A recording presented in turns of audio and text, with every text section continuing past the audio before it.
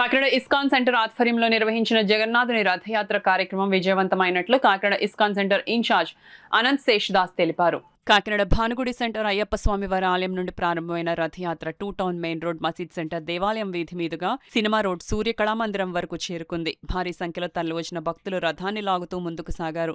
ఈ ఊరేగింపులో భాగంగా నగర రోడ్లపై మన సంస్కృతి సాంప్రదాయాలు ఉట్టిపడే విధంగా రంగురంగుల రంగవల్లులు వేసి నగరాన్ని శోభాయమానంగా తీర్చిదిద్దారు. కార్యక్రమంలో భాగంగా పలు సాంస్కృతిక కార్యక్రమాలను నిర్వహించారు. ఈ కార్యక్రమంలో పెద్ద సంఖ్యలో నగర ప్రజలు, ఇస్కాన్ సెంటర్ సభ్యులు పాల్గొన్నారు.